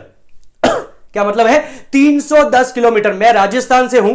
राजस्थान में एक जगह है उदयपुर के अंदर, जिसको हम लोग बोलते हैं हल्दी घाटी, जहां पर एक फेमस युद्ध हुआ था महाराणा प्रताप और अकबर की सेना के बीच में। और जिसको याद है, जो वहां पर गए हैं, आपको पता है, ऐसा बोला जाता है कि लहू की एक नदी बही थी, इतने लोग मरे थे। सोचो, यहां पर नदी नहीं, समुद्र बह रहा है, 310 किलोमीटर लंबी और 4 फीट ऊंची उनके लहू की नदी वहां पर बह रही है। नाउ मैं आपको बताना चाहूंगा कि आखिर ये जो बात हो रही है, ये रस कुंड की बात हो रही है, ये इन चीजों की बात हो रही है, आखिर ये दिखते कैसे, मैं आपको बताना चाहूंगा। अगर आप देख सके तो let us see if it is visible for you और नॉट। आप लोग इसको देख पा रहे हैं या नहीं पा रहे हैं, एक बार मैं इसको बताना चाहूंगा। अगर आपको दिखाई दे रहा है तो आप कमेंट सेक्शन में कमेंट कर सकते हैं। यहां पर डाला जाता है सारे अंगूरों को, और अंगूरों को पैर से रौंदा जाता है। जो वहां पर अंगूर का दाग का रस निकालने वाले हैं, वो अपने पैर से रौंदेंगे। फिर यहां पर आप देख सकते हैं, यहां पर एक फिल्टर डाला हुआ होता है कई पौधों का या किसी सूखी झाड़ियों का, कटीली झाड़ियों का, जिससे जो फिल्टर होकर के उनका जूस सिर्फ वहां से निकले। और ये जूस जो है, ये अलग अलग 2-3 जगह पर भरा जाता है और फिर इनको जार्स के द्वारा निकाला जाता है। तो यहां पर ये पिक्चराइजेशन दिया हुआ है कि जिस प्रकार से यहां पर दाग को रौंदा जा रहा है, उस प्रकार से परमेश्वर अंत के दिन में, जो यीशु का दूसरा आगमन होने वाला है, उसके अंदर जो अविश्वासी है उनको रौंदने का काम होगा। अर्मागदन का युद्ध का काम होगा, जहां पर शैतान पृथ्वी के सारे लोगों के साथ में, बड़े बड़े लोगों के साथ में, छोटे छोटे लोगों के साथ में, हर एक जाति, कुल, लोग, भाषा से एक ऐसी बड़ी भीड़ जिसको कोई गिन नहीं सकता, शैतान भी, जिन्होंने 666 की मोहर ली है, वो यीशु से युद्ध करने के लिए आएंगे और रौंदे जाएंगे, और उनका लहू क्या है, सब जगह बहेगा। जैसे यहां पर आप देख रहे हैं, एक जगह से दूसरी जगह उसका पैसेज दिया हुआ रहता है। वही शब्द वहां पर इस्तेमाल में लिया गया है कि 310 किलोमीटर लंबा वो उनका लहू बहेगा और 4 फीट तक ऊंचा उनका लहू बहेगा। और जिस प्रकार से जो दाग का जो रंग होता है, दाग के रस का जो रंग होता है, वो ब्राइट रेड कलर होता है, उसी चीज से बताया जा रहा है। It talks about a blood bath. वो बताया जा रहा है लहू के स्नान के बारे में या लहू से नहाने के बारे में। आपने बताया, मैंने आपको पहले ही बताया था कि यीशु मसीह आने वाला है, और जब वो आएगा तब जितने लोग उस सात सील्स मतलब 7 मोहर के न्याय में बच गए हैं, जितने लोग उस शत्रु से बच गए हैं, जितने लोग उस ट्रम्पेट जजमेंट से या फिर तुरही के न्याय से बच गए हैं, जितने लोग कटोरों के न्याय से बच गए हैं, वे सब लोग इकट्ठे होकर के मसीह विरोधी झूठे भविष्यवक्ता और शैतान के साथ में अर्मागदन के अंदर आएंगे for the final battle with the king of king and the lord of lord Jesus Christ. Yeshu Masih के साथ में अंतिम युद्ध के अंदर वो भाग लेने के लिए आएंगे। और योएल नबी की पुस्तक यशायाह 63 में से भी मैंने आपको बताया था, योएल 3 और यशायाह 63 में से, कि वहां पर भी उसी बात के बारे में बता रहा है, द वैली ऑफ यहोशापात की तराई के बारे में बता रहा है। And it talks about, आइज़ाया pointed out that, और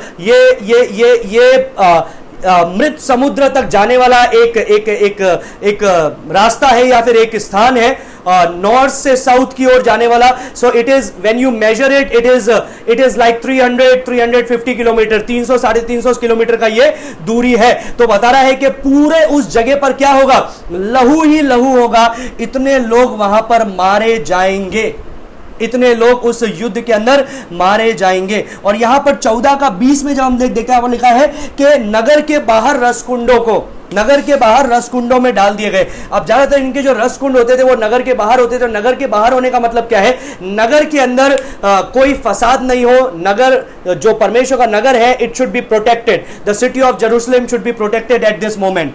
यही चीज इस बातों को दर्शा रहा है. जकरिया 14वां अध्याय, डैनियल 11वां अध्याय, योएल 3रा अध्याय. लिख दीजिए जकरिया 14, डैनियल 11, योएल 3. ये आपके व्यक्तिगत बाइबल स्टडी के लिए है. उन अध्यायों को पढ़े और आपको कई बातों के बारे में आप देख पाएंगे, इनसे कंपेयर कर पाएंगे. जो अभी मैंने आपको बताया उन बातों से आप उन चीजों को कंपेयर कर पाएंगे. अभी कितने लोग होंगे अर्मागदन के युद्ध में? There will be uncountable people. उनको गिना नहीं जा सकता है, इतने लोग होंगे जिन्होंने, it could be millions and millions, हो सकता है लाखों करोड़ों लोग हो जो उस यीशु से युद्ध करने के लिए आएंगे. और वहां पर लिखा हुआ है 4 फीट ऊंचा उनका लहू बहेगा और 310-320 किलोमीटर, एक्चुअली 321 है फाइनल, अगर हम उसको कैलकुलेट करते तो 321 किलोमीटर लंबा उनका लहू बहता जाएगा. So what is the implication? इसका मतलब क्या है? इसका मतलब यह है कि ये जो अंतिम जो ये न्याय होने वाला है, it will be a dangerous judgment. ये एक बहुत ही भीषण एक न्याय होने वाला है, एक दंड होने वाला है.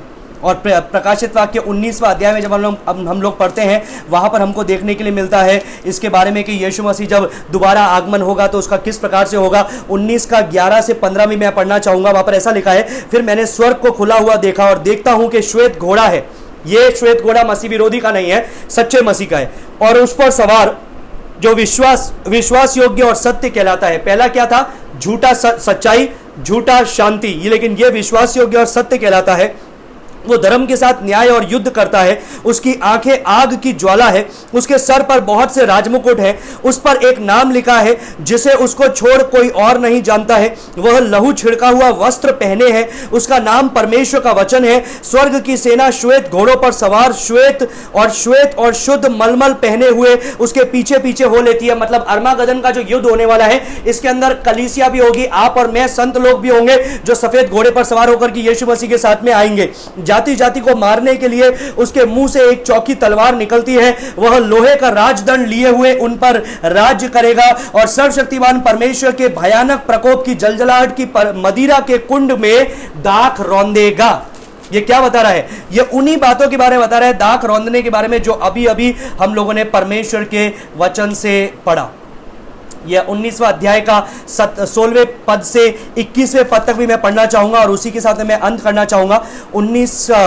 19 का 16 से 21 वहां पर ऐसा लिखा है, उसके वस्त्र और जांघ पर यह नाम लिखा है, राजाओं का राजा और प्रभुओं का प्रभु. फिर मैंने एक और स्वर्गदूत को सूर्य पर खड़े हुए देखा. उसने बड़े शब्द से पुकार कर आकाश के बीच में से उड़ने वाले सब पक्षियों से कहा, आओ परमेश्वर के बड़े भोज के लिए इकट्ठे हो जाओ, जिससे तुम राजाओं का मांस और सरदारों का मांस और शक्तिमान पुरुषों का मांस और घोड़ों का और सवारों का मांस और क्या स्वतंत्र, क्या दास, क्या छोटे, क्या बड़े, सब लोगों का मांस खाओ. फिर मैंने उस पशु और पृथ्वी के राजाओं और उनकी सेनाओं को उस बड़े घोड़े के सवार और उसकी सेना से लड़ने के लिए इकट्ठा देखा. वह पशु और उसके साथ वह झूठा भविष्यवक्ता पकड़ा गया, जिसने उसके सामने ऐसे चिन्ह दिखाए थे जिनके द्वारा उसने उनको भरमाया, जिन पर उस पशु की छाप थी जो उसकी मूर्ति की पूजा करते थे. मतलब 666 की मोहर थी. ये दोनों जीते जी उस आग की झील में डाले गए जो गंधक से जलती है, उसमें डाले गए. शेष लोग उस घोड़े के सवार की तलवार से जो उसके मुंह से निकलती थी मार डाले गए और सब पक्षी उनके मांस से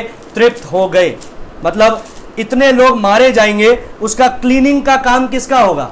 इतनी लाशें बिखरी हुई होगी, उसका क्लीनिंग का काम किसका होगा? वो आकाश के पंछियों का काम होगा, पक्षियों का काम होगा, जानवरों का काम होगा, बाकी प्राणियों का काम होगा. तो इस वचन से परमेश्वर हमको क्या सिखा रहा है?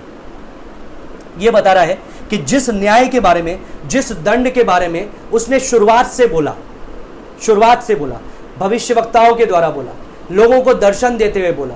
यूहन्ना के द्वारा हम लोगों ने नए नियम में देखा, पतरस के द्वारा देखा, पौलुस के द्वारा देखा, यूहन्ना बपतिस्मा देने वाले के द्वारा देखा, पुराने नियम में यशायाह के द्वारा देखा, इज़िकियल के द्वारा देखा, दानियेल के द्वारा देखा, योएल के द्वारा देखा, होशे के द्वारा देखा, आमोस के द्वारा देखा। ये जो न्याय के बारे में परमेश्वर बता रहा है, ये न्याय प्रकाशित वाक्य में यहां पर पूरा हो रहा है।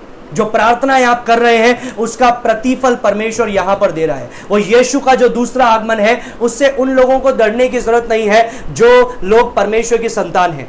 लेकिन जो लोग परमेश्वर की संतान नहीं है, उनको भयभीत होकर के उस दिन के बारे में समझने की तो जरूरत है। साथ में ये इन बातों के बारे में जानने की भी जरूरत है कि वो परमेश्वर जो उस दिन ऐसा न्याय करते हुए आएगा, कई लाखों करोड़ों लोग मार डाले जाएंगे उसके मुंह के तलवार के द्वारा।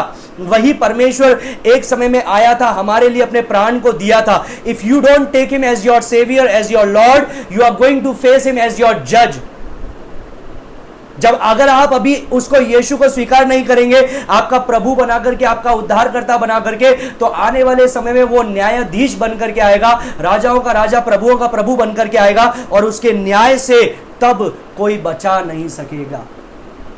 आई am not trying to make you afraid. मैं आपको डराने की कोशिश नहीं कर रहा हूं, मैं आपको सच्चाई से वाकिफ होने की कोशिश कर रहा हूं, सच्चाई बताने की कोशिश कर रहा हूं। इस सच्चाई को दूसरों तक पहुंचाएं। और जितने लोग प्रभु को जानते हैं, हालेलुया, मैंने प्रभु को पा लिया, प्रेज द लॉर्ड, मैं नाश नहीं होऊंगा, इससे काम नहीं चलेगा। परमेश्वर ने आपको बुलाया है ताकि आप और लोगों को उस सुसमाचार को बताओ, और लोगों को उन प्रचार को करो। होने दे कि ये घरबंदी का समय, क्वारंटीन का समय हमारे जीवन में 2020, कई लोग बोलते हैं 2020 एकदम बुरा साल है। शुरुआत ही हुई बुरी और अंतिम भी बुरा होता जा रहा है। हाँ, बातें तो बद से बदतर होगी, लेकिन ये साल आशीषों का साल भी है। किन लोगों के लिए? जो प्रभु को जानते हैं। क्योंकि क्वारंटीन के समय में मैंने कई लोगों को देखा जो प्रभु के पास में फिर से मुड़ करके आ रहे हैं, जो प्रभु के पास में फिर से आ रहे हैं, जो वचन को फिर से पढ़ रहे हैं, जो और ज़्यादा लोगों को परमेश्वर के सुसमाचार के बारे में बता रहे हैं। मेरे प्रियो, वो अंत समय आ पहुँचा है, निकट है हम उस समय के। वो 7 साल का समय, वो मसीह विरोधी के आने का समय, और वो 7 साल के बाद में यीशु मसीह के न्याय का समय, जो अंतिम समय होने वाला है।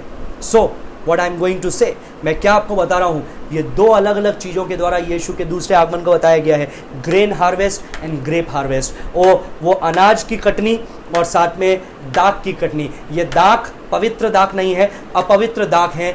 ये जो फसल है, ये पवित्र नहीं, अपवित्र है, क्योंकि इनको न्याय के लिए काटा जा रहा है, इनको न्याय के लिए अलग किया जा रहा है, इन दाख को न्याय के लिए अलग किया जा रहा है। और ये कोई नई चीज़ नहीं है। योएल 3 अध्याय में हम लोगों ने इसके बारे में पढ़ा, यशायाह 63 में हम लोगों ने इसके बारे में पढ़ा, और कई जगह पर परमेश्वर का वचन इसके बारे में हवाला देता है। कल हम लोग देखने जा रहे हैं 15वें अध्याय को, हम लोग शुरू करेंगे। हम लोग देखने जा रहे हैं अंतिम विपत्तियों के बारे में।